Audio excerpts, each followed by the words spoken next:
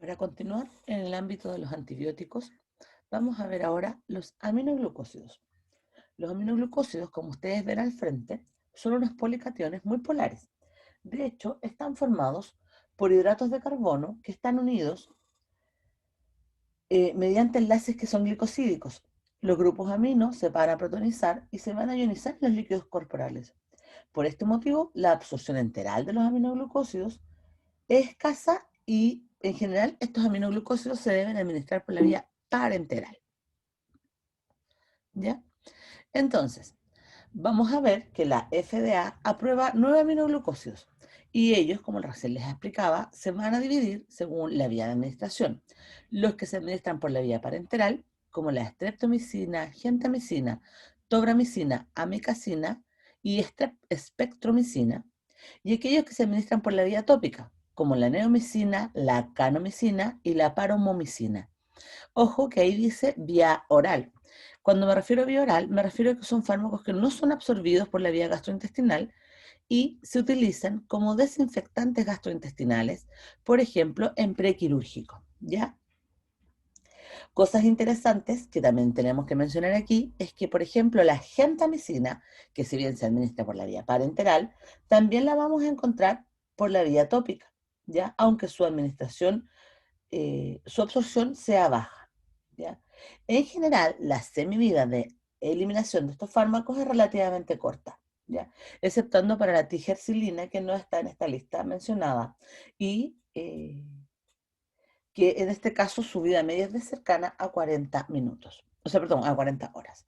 Otra cosa importante es que todos estos fármacos, o la gran mayoría de ellos, se excreta por la vía renal y vamos a tener algunas pequeñas diferencias entre ellos, como por ejemplo que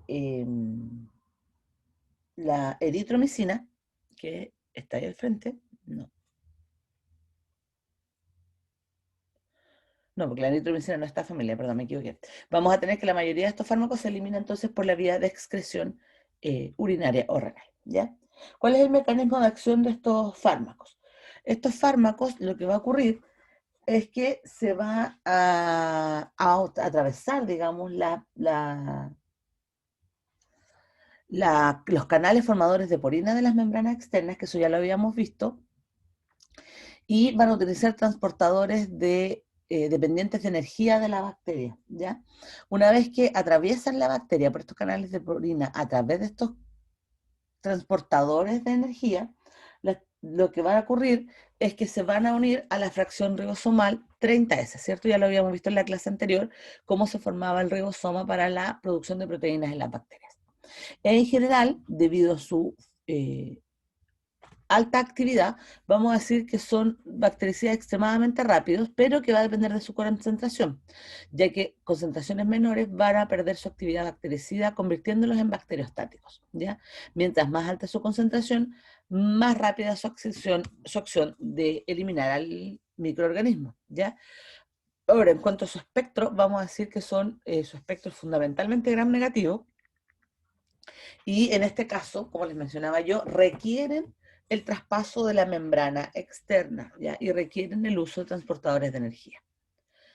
El hecho de que se unan al ribosoma 30S van a generar que la bacteria no pueda leer de manera adecuada el RNA mensajero y por lo tanto se produzcan proteínas que son truncadas o en su defecto que no puedan madurar de manera adecuada, ¿ya? Entonces vamos a decir que los aminoglucósidos generan una destrucción que es dependiente de la concentración. Pero también sabemos que los aminoglucósidos tienen un efecto postantibiótico que es prolongado.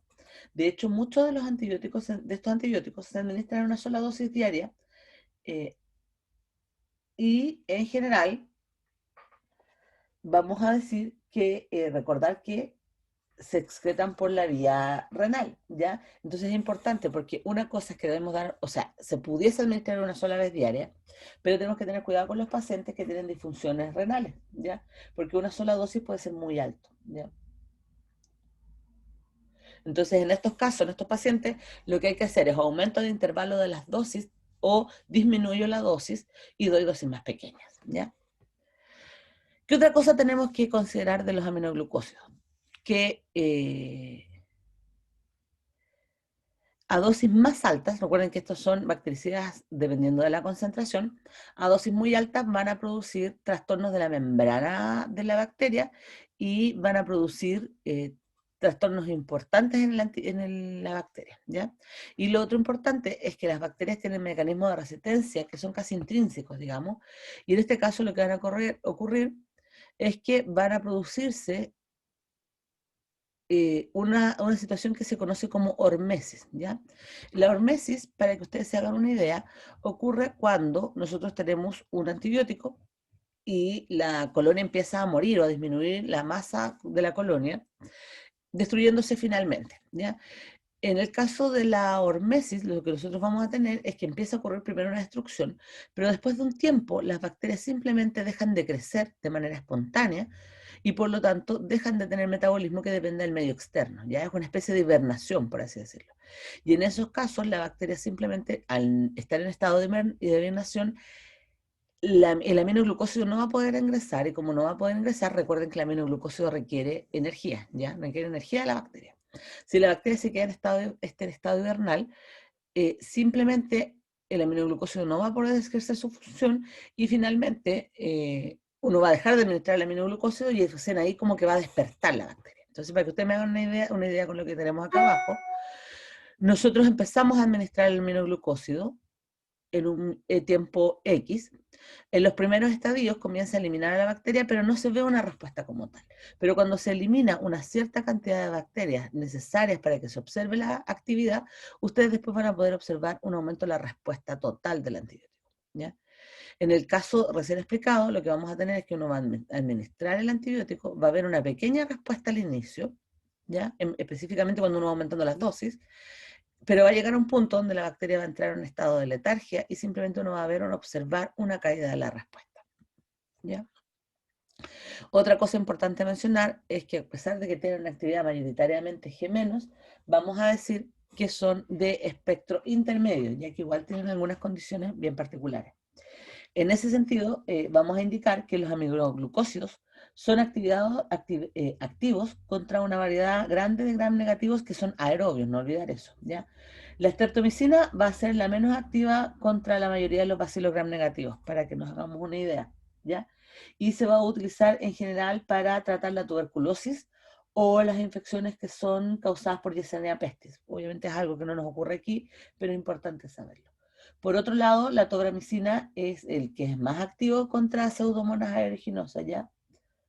Aunque también hay que considerar que estas pseudomonas tienen resistencia. Por eso acá yo les puse el circulito azul, porque se han encontrado resistencias contra los aminoglucósidos en E. coli, en pseudomonas, en Klebsiella, que ya lo hemos visto hasta el cansancio, y en Proteus.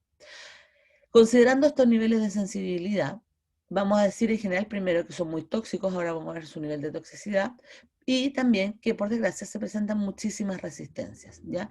Los agentes anaerobios no son sensibles a los aminoglucósidos. Lo que sí se ha visto es que en áureos, en estafilococos en realidad, y en estreptococos lo que se ha visto es que uno puede ganar sinergia si se administran mm, los aminoglucósidos en conjunto con la penicilina, ¿ya? ¿Cuáles son los usos terapéuticos habituales? Se utilizan en las neumonías nosocomiales, se utilizan en la meningitis por gram negativo, acuérdense que la actividad importante es por gram negativo. Se puede utilizar en las peritonitis postdiálisis, en las endocarditis con compañía de la penicilina y en las sepsis por pseudomonas aeruginosa y en las neutropenias, asociadas a neutropenias. Importante recordarles que hasta ahora no habíamos tenido un buen fármaco contra las pseudomonas. También recordar que las pseudomonas generan gran cantidad de resistencias, ¿ya? Ejemplos de usos. La tobramicina se recomienda su uso en las infecciones pulmonares asociadas a fibrosis quística. La streptomicina a la tuberculosis. La gentamicina es la más utilizada de esta familia para usos generales hospitalarios, ¿ya? Septicemias, trastornos y como es dérmico o como es de uso externo, también se utiliza mucho para los trastornos tópicos, oftálmicos y óticos, ¿ya? La neomicina y la kanamicina en general se utilizan para esterilizar el sistema gastrointestinal en situaciones preoperatorias y en pacientes con encefalopatía hepática. ¿ya? Y la amikacina se prefiere su uso para las infecciones urinarias, endocarditis y intraperitoneales. ¿Cuáles son los mecanismos de resistencia que tenemos de estas bacterias? Primero, se ha visto que hay una alteración de los puntos de unión al ribosoma, ¿ya? Acuérdense que esta se une a la ribosoma 30S. También se ha visto que estas bacterias generan una disminución del ingreso del antibiótico dentro de las células, ¿ya? Y esto se genera por una disminución de la captación del fármaco a través de las porinas en la membrana bacteriana, ¿ya?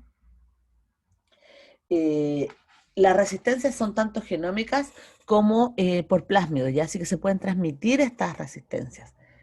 Y también lo que se ha visto es que se generan enzimas que son inhibidoras de la activación en el fondo del fármaco, ¿ya? O sea, perdón, inactivan al fármaco. Y lo que hacen es que adenilan, fosforilan o acetilan a nuestro fármaco y eso genera que se formen compuestos que son inactivos, ¿ya? Eh, También se ha visto que aquellas bacterias que son productoras de BLE contra los betalactámicos tienen trastornos de resistencia contra los aminoglucósidos, ya entre ellos a Pneumoniae, se ha visto que tiene una alta actividad o sea, inhibidora de las bacterias, ¿ya? Entonces vamos a tener que hay inhibición del fármaco por enzimas bacterianas, hay disminución de la unión al fármaco por disminución de las porinas, ¿ya? Y hay disminución de la acumulación del fármaco eh, debido a su inactivación, pero también a su incapacidad de unirse al ribosoma 30S. ¿Cuáles son las interacciones? Estos fármacos yo les había dicho que eran relativamente tóxicos y también les habíamos mencionado que eran concentración dependiente. En esos casos vamos a ver cuáles son las interacciones que son óptimas y cuáles son aquellas que no se pueden realizar.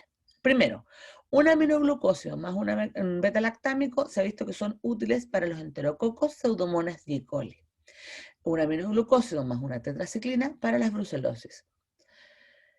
Por otro lado, de manera negativa, tenemos que si se administra un aminoglucósido con la vancomicina, que la vemos en unos minutos más, causan nefrotoxicidad.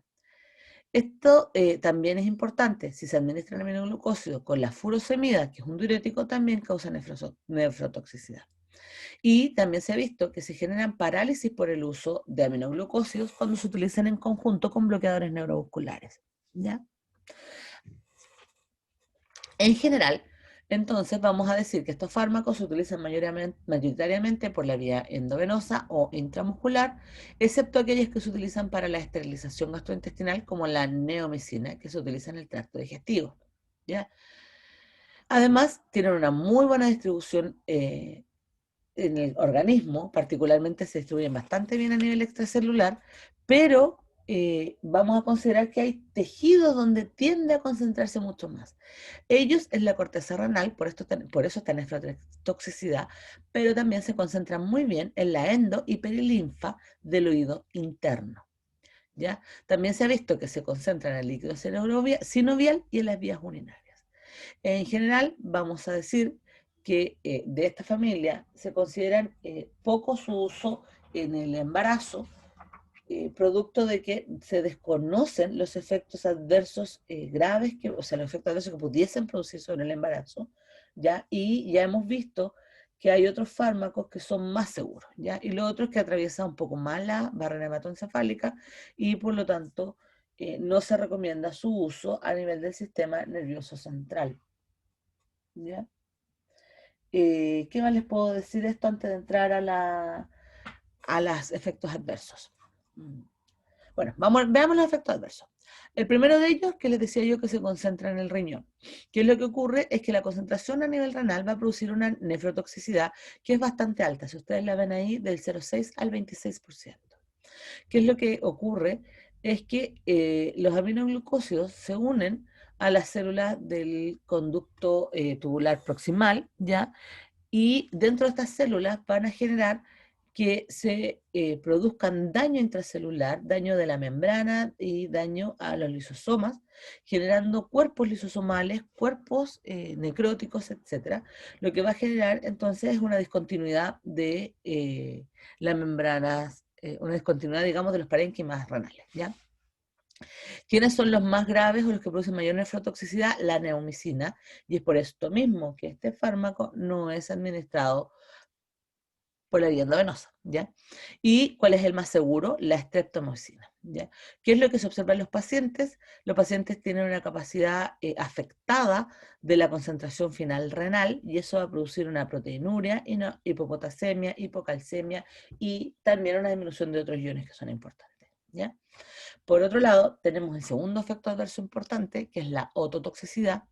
Ocurre en menor grado que la nefrotoxicidad, pero si ustedes se fijan, también es una consideración importante en la población. Lo que hacen es que producen trastornos a nivel tanto auditivos como vestibulares. De hecho, la tobramicina produce trastornos graves auditivos y también trastornos de vértigo y inestabilidad. Por otro lado, la amicacina, la canamicina y la neomicina tienden a producir mayoritariamente trastornos auditivos y la streptomicina y la gentamicina a producir trastornos de inestabilidad, ¿ya? Una cosa que hay que considerar es que el daño que se produce a nivel de las linfas, por la acumulación a nivel de la linfa, es un daño que es progresivo, que no tiene recuperabilidad y se produce una pérdida finalmente de las células ciliadas. Por lo tanto, vamos a decir que no hay regeneración auditiva. Eso significa que una vez que se detecta el daño en los pacientes, inmediatamente se debe eh, retirar el medicamento para evitar generar una sordera que va a ser crónica y que puede ser total, ¿ya? ¿Cuál es lo que cómo los pacientes detectan este daño a nivel óptico? Es porque tienen una pérdida de la función auditiva, algunos se quejan de tinnitus y la gran mayoría sensación de ocupación, ya por el aumento de la presión a nivel de la linfa, ¿ya? Y por lo tanto, con esta sintomatología, inmediatamente hay que hacer el retiro del medicamento. ¿Qué otros efectos adversos tiene? Lo que les decía yo, que puede producir parálisis, es particularmente en aquellos pacientes que están tomando bloqueadores neuromusculares, pero también en aquellos pacientes que tienen trastornos neuromusculares, como la miastenia gravis, ¿ya? Donde se ha visto que pueden producir desde apnea hasta parálisis respiratoria, ¿ya? Y lo otro es que este bloqueo neuromuscular se ha visto que ocurre por una inhibición de la liberación de acetilcolina, así que ojo con los anticolinérgicos, ya importante. Y se ha visto que puede producir también una parálisis flácida progresiva, que con el aumento de la concentración o del uso del medicamento puede generar paro finalmente, ¿ya? Entonces hay que tener ojo cuando se administra con anestésicos, con relajantes, con inhibidores de la acetilcolina. Hay que tener ojo también cuando se administra de manera muy rápida y se prefiere el uso de bolo intravenoso, ¿ya? Y hay que tener cuidado con los pacientes que tienen insuficiencia renal, los pacientes que tienen sordera, etcétera, y también los pacientes que sufren de síndromes vertiginosos, ¿ya? Luego, entonces vamos a decir que estos fármacos son relativamente tóxicos, son muy buenos contra agentes gram negativos, hay actividad contra pseudomonas aeruginosa, son embriotóxicos y hay que tener cuidado con el trastorno renal y óptico, ¿ya? Ahí al frente yo les dejo un cuadrito resumen para que puedan estudiar la diferencia entre la gentamicina, la neomicina y la amicamicina, ¿ya? Para que ustedes lo entiendan, ¿ya? Clásico, la gentamicina es el más ampliamente usado, mucho para la sepsis a nivel hospitalario, también en las infecciones del sistema nervioso central debido a que ocurre una disrupción de la membrana, de la barrera hematoencefálica y permite su administración central, ¿ya? También se utiliza mucho para los pacientes con infecciones relacionadas con la fibrosis quística. Sus usos son dérmicos, inyectables, inyectables intramusculares, intravenosos. Hay ópticos y óticos, ¿ya? Tienen riesgo de nefrotoxicidad, especialmente si estamos hablando de pacientes que ya vienen con daño, ¿ya? Después tenemos a la neomicina, se considera un fármaco antidiarreico cuando hay infecciones gastrointestinales bacterianas, se utiliza como profiláctico en las cirugías gastrointestinales, se utiliza para disminuir la masa bacteriana en los pacientes con insuficiencia hepática.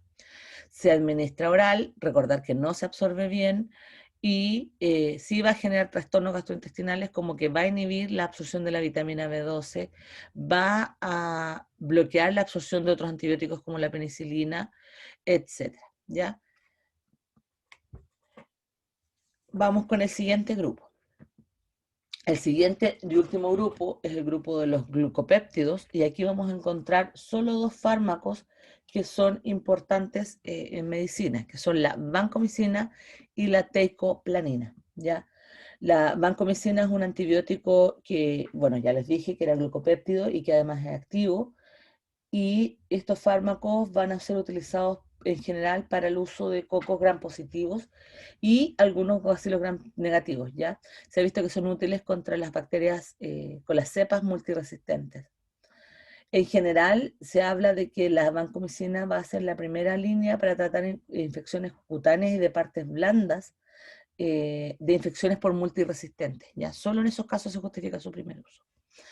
Entonces, vamos a decir que tienen una actividad o un espectro muy reducido, ya que tienen actividad solo contra gram positivos, pero en algunos casos puede ser también contra algunos eh, gram negativos, ya les había dicho, los multiresistentes, ¿ya? Y es muy útil en las coagulasa positivos de Streptococcus aureus. ¿Cómo funciona este fármaco? Este fármaco lo que hace es que se une el péptido glicán en crecimiento, ya se une de hecho en esta fracción que es la de L, o sea, de alanina L, la de alanina L-alanina, ¿ya? Cuando ocurre en el fondo el crecimiento de el péptido glicán para que ocurra posteriormente el entrecruzamiento. Entonces se une a esta D-alanina, de hecho la corta, y eso genera que se acumulen intermediarios que no están maduros, ¿ya? Y eso evita la polimerización bacteriana. Y eso genera que no tengan pared celular y ocurre el mismo efecto que observamos en la penicilina. Además, se ha visto que la vancomicina interfiere con la síntesis de ARN, ¿ya? Y que también altera la membrana citoplasmática, ¿ya? Vamos a decir dónde es importante también estas bactericidas. Vamos a decir, como les decía yo, contra las cepas multiresistentes, contra los cocos gram positivos, y dentro de ellos, una cosa muy importante es que es activo contra Clostridium, y particularmente dentro de los Clostridium con C difíciles, ¿ya? Y por lo tanto es el tratamiento estándar para la diarrea y la colitis pseudomembranosa por C difíciles, ¿ya? Y en general se prefiere su uso antes que otros antibióticos, pero ojo, que no es de primera línea si tenemos a la mano el metronidazol, ya que el metronidazol va a ser utilizado en primera instancia y solo si ocurre eh, un mal tratamiento con el metronidazol, entonces ahí recién vamos a pensar en la vancomicina, ¿ya? ¿Qué cosas tenemos que considerar? Primero, que la vancomicina tiene una mala absorción oral y en general tiene una muy buena absorción parenteral. Entonces va a depender de para qué lo queremos utilizar, con cuál vía de absorción o sea, cuál vía de administración vamos a utilizar. Para nivel gastrointestinal y la colitis pseudomembranosa, vamos a utilizar la vía oral. Y para las septicemias por multiresistentes, vamos a utilizar la vía parenteral. Una cosa súper importante es que se concentra súper bien en todos los líquidos, así que va a concentrarse muy bien en el líquido acítico, en los líquidos preorales, en los abscesos, importante eso, etc. Pero se va a concentrar muy mal en la bilis, ¿ya? También se ha visto que a nivel del líquido cefalorraquídeo su absorción o distribución es bastante errática, por lo tanto es difícil saber si se logra una concentración adecuada a nivel del líquido cefalorraquídeo, y para eso se ha recomendado el uso intratecal. ¿Cuáles son los mecanismos de resistencia contra la vancomicina? Los enterococos han generado un pentapéptido de peptidoglicán diferente al de la D-alanina, que era donde se unía la vancomicina, y se van a unir al D-lactato, ¿ya? O sea, va a producir un cambio, ya no van a tener D-alanina, sino que van a tener D-lactato, y eso va a generar que la vancomicina no pueda reconocer la cadena en crecimiento. Además, se ha visto que los estafilococos van a generar un cambio en la pared bacteriana, lo que va a impedir que la vancomicina pueda atravesar de manera exitosa esta pared y va a quedar atrapada en la parte externa, ya generando una limitación de su acceso. También mencionarles que en el caso de los enterococos que generan este cambio de D-alanina por D-lactato, se ha visto que tienen altas cantidades de resistencia, ¿ya? Son fármacos que o sea, perdón, son bacterias que en general son muy difíciles de tratar. Por ejemplo, si uno ve la resistencia a la ampicilina o la resistencia a la ciprofloxacino, vamos a observar que la verdad es que es complejo tratar a este enterococo, ¿ya? Y además, ellos también a la actualidad son resistentes a vancomicina. ¿Cuáles son los usos clínicos? Según una recomendación acá en Chile, se debe utilizar en las sepsis graves por gram positivos, ¿ya? Se debe utilizar en los fármacos que son meticilino resistentes, los estafilococos, pero siempre con aminoglucósidos. Recordar que la unión de un aminoglucósido y una vancomicina puede generar nefrotoxicidad. Así que aquí estamos hablando de pacientes muy agravados donde se debe evaluar el riesgo-beneficio. También en aquellos pacientes con cepas de estafilococos metilino resistentes que no pueden utilizar otros variantes de penicilina ya en el tracto respiratorio. En general, se puede utilizar para las infecciones oculares o tejidos inflamados externos, debido a que acá tenemos menos efectos adversos. Al sistema nervioso central, solo cuando aseguremos que hay una inflamación que permita la disrupción de la barrera hematoencefálica y así pueda llegar de manera óptima a nivel cerebral, ¿ya? Y por lo tanto, los cuadros sépticos del sistema nervioso central, cuando son producidos por estos agentes que son multiresistentes, es una opción, ¿ya? ¿Cuáles son los efectos adversos de la vancomicina? En general, produce nefrotoxicidad, ototoxicidad. Se ha visto que produce neutropenia y eosinofilia. Además, en algunos pacientes produce taquicardia. Lo más importante de todo lo anterior es que cuando se administra muy rápido el fármaco, produce un choque histaminoide importante y eso genera hipotensión arterial, pero además produce un síndrome que se llama síndrome de Reckneck o síndrome del cuello del hombre del cuello del hombre rojo, ¿ya? Esto síndrome es un síndrome estaminoide donde el paciente se presenta un color rojizo, muy caliente en la piel debido a la estamina, se asocia a edema generalizado, erupciones macropapulares, un prurito intenso que es intolerable para el paciente y parestesias, ¿ya? Eso, chicos, muchas gracias.